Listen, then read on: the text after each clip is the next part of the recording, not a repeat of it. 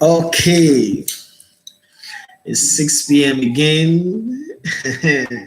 It's Tuesday, if I'm not mistaken. So it's another from my house. I'm in my visitors room, as you can see.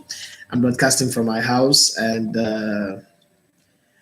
you can join me from anywhere in the world. It's been a really, really busy day for me. Like I didn't wake up on people until I've done some exhaustive findings about the behavioral. If you look at it and you find out that, well, in some other places that their behavioral patterns are different, then you have to like, okay, start finding out why are they behaving like this and why are we behaving like this. Let's take, for instance, the high rate of people demanding for money.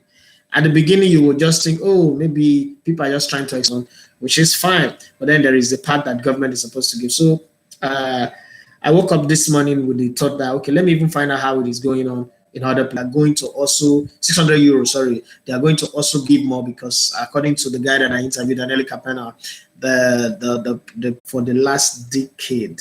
I don't understand. The list is out there on the internet. So why do I have to give you the list again? The list is out there. My own list for the last decade. I think for the last decade, is there anyone that I don't agree with? I practically kind of like agree with everyone, but okay, there are a few players that I think should have won best players. It didn't win it, and then there was a time when I thought that Andres Iniesta or Xavi, one of them, should have won. Even if it is European Footballer of the Year or World Footballer of the Year, they didn't win it.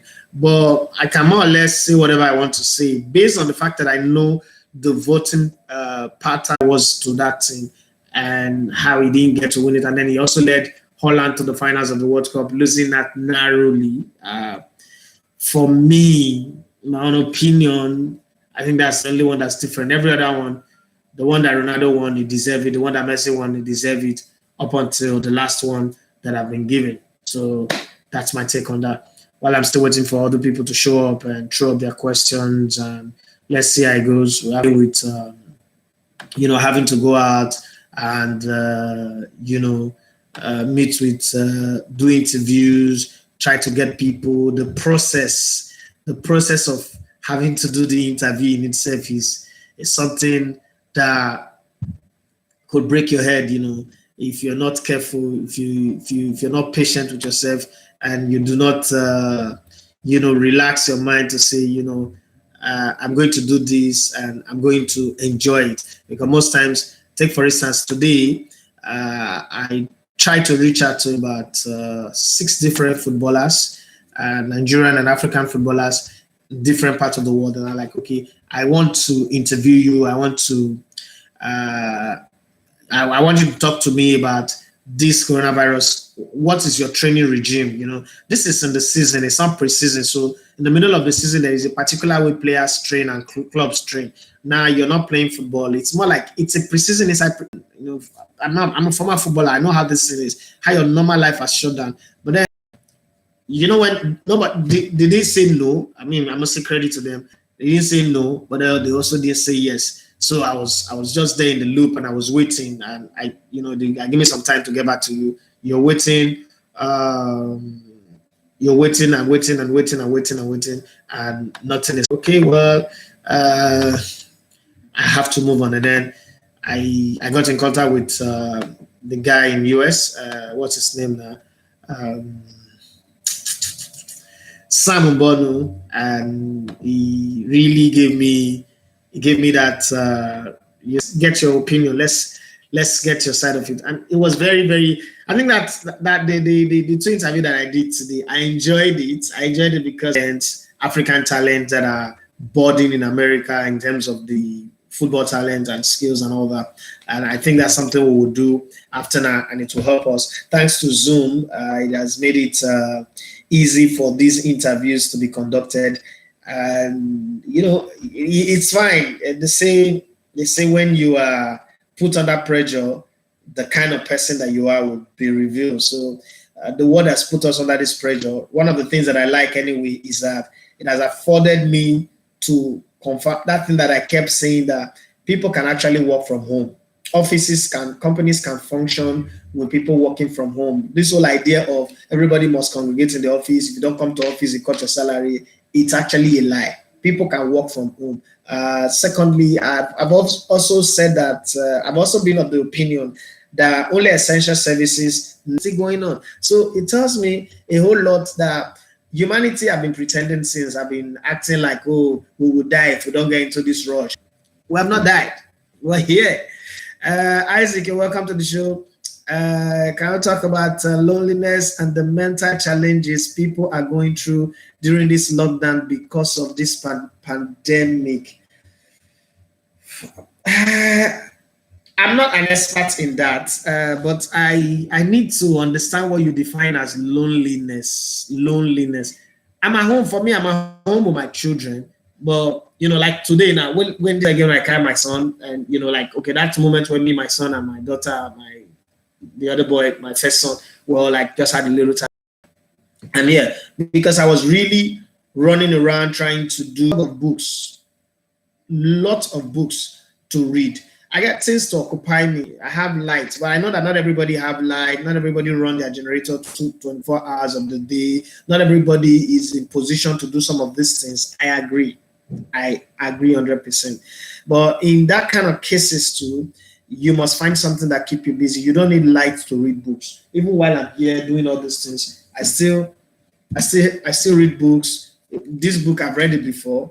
But I mean, there were some things I needed to learn again, so I had to go back to it and read. So there are books you need to read, and then there are, some of us do jotter writing, like we jot things a lot. I think this period is a period for you to go back to that your jotter and read again from the jotter. Some of the things that you've written down before, you scripted down. Go back again and read and refresh yourself and remind yourself of, okay, why did you even write this thing down? What was happening when you wrote it down? Because some things you really need to remind yourself, recalibrate your thoughts, your plan, take a step back and reassess your life. I think this lockdown is what it has done for me. What this lockdown has done for me is it has enabled me to reassess my plan and as a friend to my wife beyond being the husband. But all that's on the side. As a CEO, as an entrepreneur, as the owner of a business, and I've done all those assessments. So I've not really been lonely. I'm someone who is what's the word now? I'm mentally restless. I'm mentally restless because I research a lot. That's why one of the things that would have injured me, the lockdown affected internet and there is no internet supply, that would have really affected me because I do a lot of reading, a lot of researching, a lot of checks. Especially in this coronavirus period where we have the talk of coronavirus and then the talk of 5G, you have to keep checking. All through the day, I've been looking for a virologist and somebody who is a radiologist so that I could get their opinion. Even though I have my own opinion, I mean, I read science, I've done a deep study on these things, but my opinion alone is not enough. So while I'm doing all of those reading and reading about space technology, reading about cosmic ray, reading about the ray of the sun, reading about radioactive reactions, I also need experts because sometimes once you just sit down there and you're giving your opinion, people are like, oh, you're just giving an opinion. And it's the reason why everybody, including me, was against Pastor Chris. If Pastor Chris had sat down in that place and introduced one person and say, this person is a virologist, and then this other person is a radioactive expert, and then he's throwing out the questions and asking them, because a lot of people, I mean, on Facebook and on Twitter, people are just attacking me like, man, in my part or on my defense, this is what I've got to say. If you could hurriedly, and I'm not defending Funke Akindele and her husband, but if you could hurriedly, arraign them in court and pass and sentence them, fine them 100,000 and all community service. Pastor Chris should be held accountable for what he says. He should be able to defend what he says about, this is what I watched that tape. Somebody sent it to me. People were talking about it, so I'm not saying. Somebody sent it to me, and my sister. So, I need to watch it. So I watched it because obviously, maybe one of the reasons why she sent it to me, she wants to hear from her big brother. She wants to know what's her brother's opinion. So I watched it and I told her that she should disregard whatever I said in that video. So I made my post, and Facebook is on fire. As I'm talking to you, the numbers are just popping, notifications are popping up that people are commenting on that page, and that's the way the world is. But that's the kind of thing everybody want to jump on. Everybody want to insult. People will not intelligently state their opinion. Let's say, okay, I say that this man was wrong. Now, if you think he's right, give me your facts and figures. Don't, but it's a society we live in. Oh, this person is better than me. This one is bigger than the person that you respect, so you should respect him. No, the man told a lie publicly. There is no fact to back it up. You see, pastors have one thing about them. This publicly, there is no fact to back it up. You see, pastors have one thing about them. This lie that I grew up in church. I'm a church boy. I'm an Assemblies of God and a Christ Embassy brought up. So I really like to bring up that conversation. People should know. I was a PCF leader in Christ Embassy. This same Holy Spirit or angel when they come, they talk to everybody. So when they come out and tell the Holy Spirit told me, the Holy Spirit told me, then they calm down. There are certain things now that all of a sudden you're pushing conspiracy theory. And then when I question it, somebody's added telling me that I can't talk to a man of God like that. Look, if a man of God lie, there's a man of God that said on the 27th of March, coronavirus going on. Well, let's go to this one. Matthias Jacob Abba said, do you think our governments are being proactive in terms of how people are complaining that they don't have food to eat in this lockdown? Matthias, nobody knows about. Say this. For those who have sent me message for me to send them money, these ones that I've been able to send money to, it is not because I have. For some of you that I send money to, in terms of this is what you're going to look at from the side of government. America did it. We are not America. We're not half as rich as America. We don't have what they have. Italy did it. This one did it. That one did it. Yes, but we don't have what they have. When we were growing up, we went to church or mosque or schools where some people na moto they carry them come church. Some people na moto they carry them come mosque or school. But we na barefoot until they go. We not go home, they go verse for our papa, say why nothing use motor carry us go school. As adults, now what we did. Some of us, my children, since they start to go school, since now motor they carry them, they come pick them for house, and motor they go drop them. But that same school, I see people will be saying that they hold them for hand, they go to school. Now, this is the same thing with Nigeria as a country in terms of this food issue that we talk about. It would have been good. It would have been good if government can provide food for everybody. It would have been good if government can provide money for everybody, especially through the BVN. They check you and they give you money. But even America, not everybody they get the money. Not everybody in America they get the money. Now people will be taxpayers. Some of us really cry, say, give us money, give us money. So if government say they want share money today, they got to say now only people when they pay tax, now they go give money. Can you beat your chest, say you get a thing, you get tax identification number? Say you go collect the money. The answer is no for a lot of us. And that's one. Two, government doesn't have the money. Let's not deceive ourselves. We're a country that depend on borrowing money or taking money from people and give to them. But then some people, when they're in school, they are the ones who are hustling in school and sending money. So let's just take it that this is how it is for us right now. We will also learn the lesson of knowing how not to be too wasteful when all of this kind of crisis end.